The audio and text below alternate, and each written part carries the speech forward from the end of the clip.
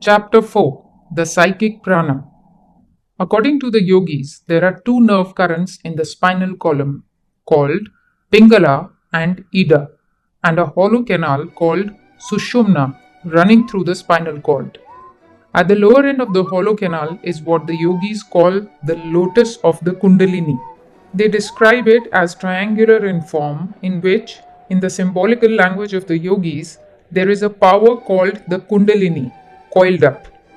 When that Kundalini awakes, it tries to force a passage through this hollow canal, and as it rises step by step, as it were, layer after layer of the mind becomes open, and all the different visions and wonderful powers come to the yogi.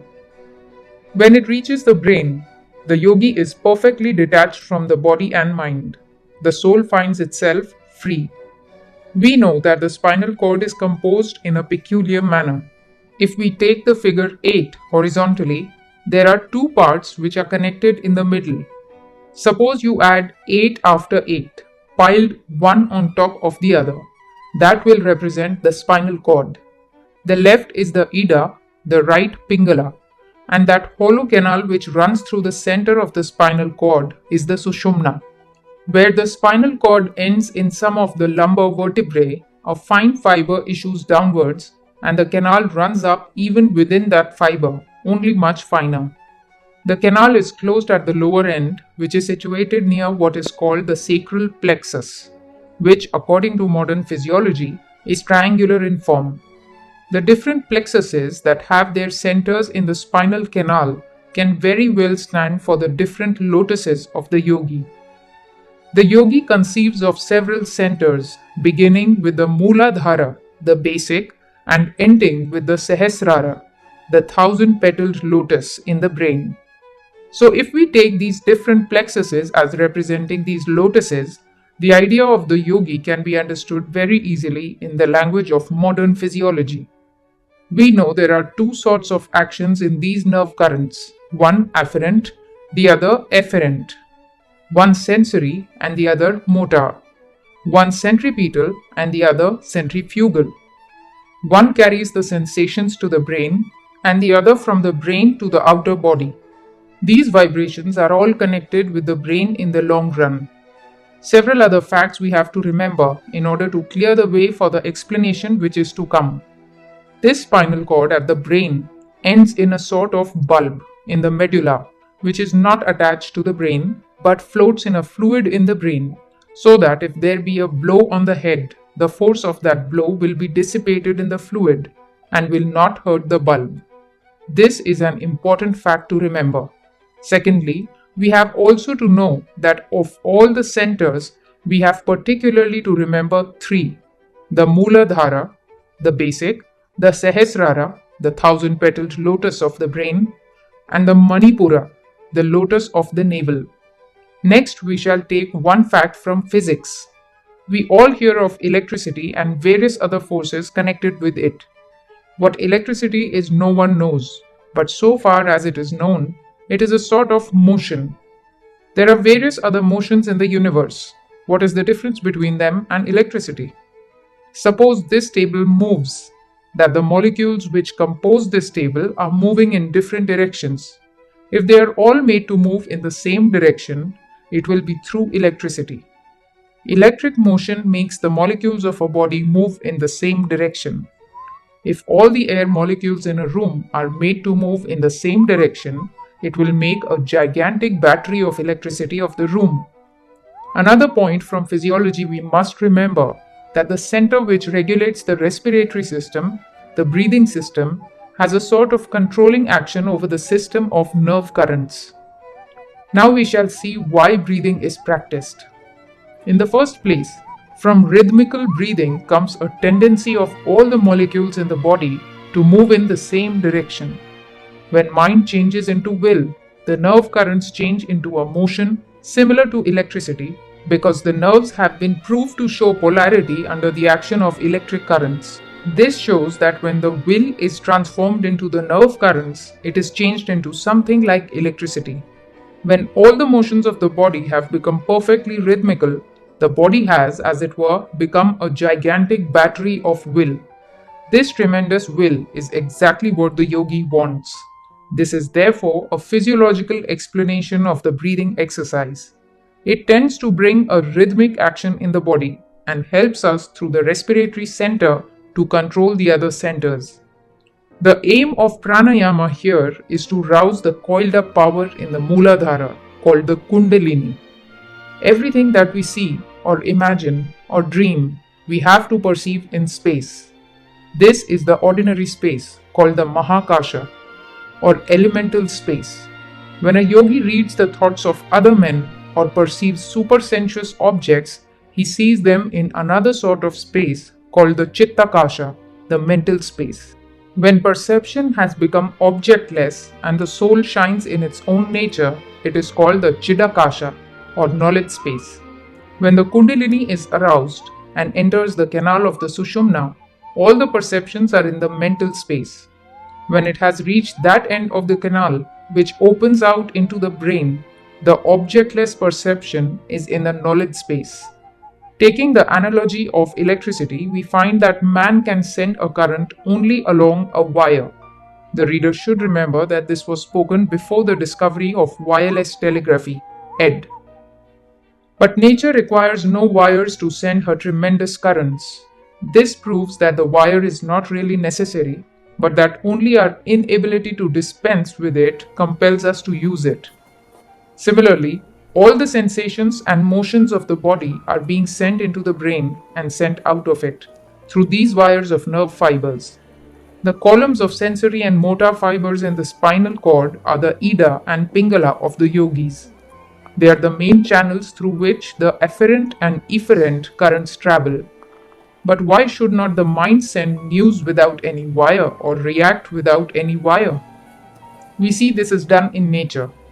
The yogi says, if you can do that, you have got rid of the bondage of matter. How to do it? If you can make the current pass through the Sushumna, the canal in the middle of the spinal column, you have solved the problem.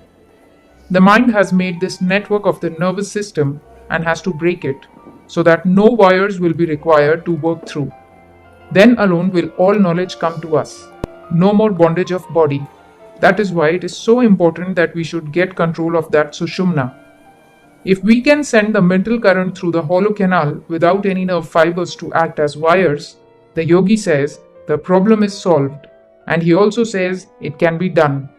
This Sushumna is an ordinary person's close-up at the lower extremity. No action comes through it. The yogi proposes a practice by which it can be opened and the nerve currents made to travel through. When a sensation is carried to a center, the center reacts. This reaction in the case of automatic centers is followed by motion.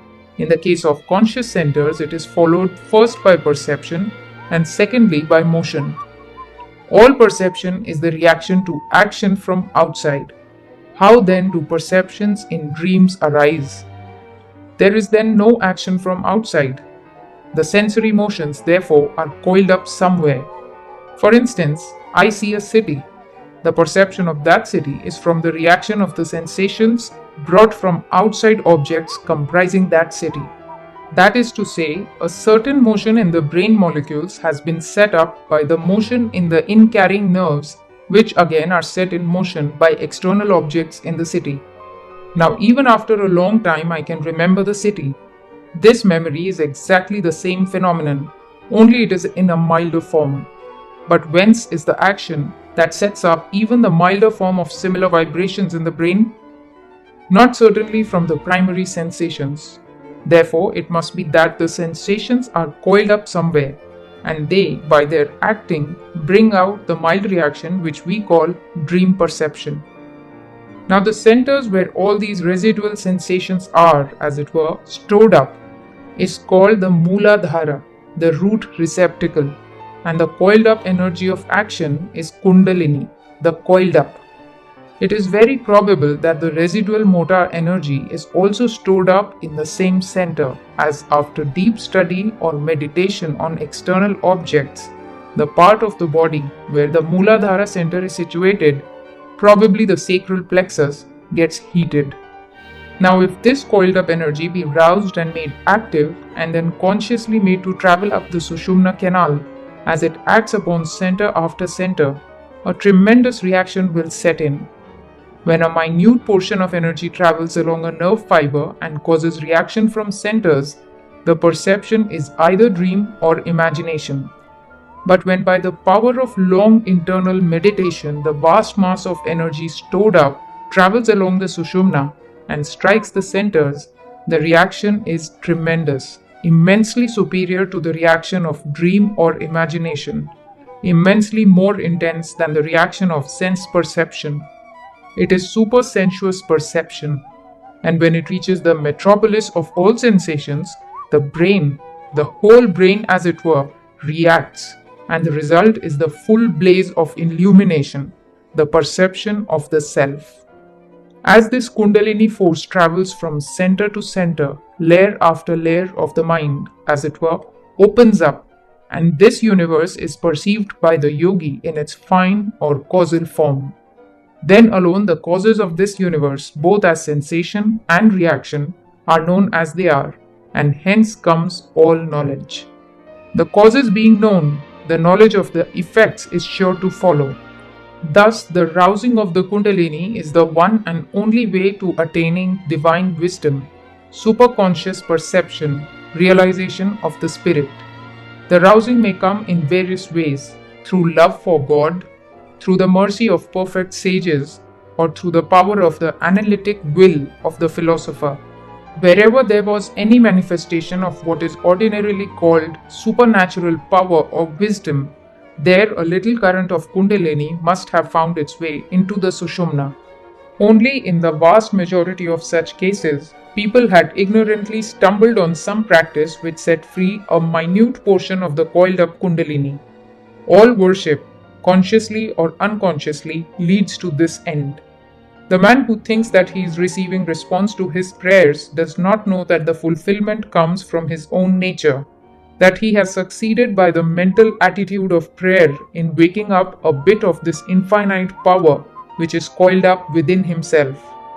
What thus men ignorantly worship under various names, through fear and tribulation, the yogi declares to the world to be the real power coiled up in every being, the mother of eternal happiness, if we but know how to approach her.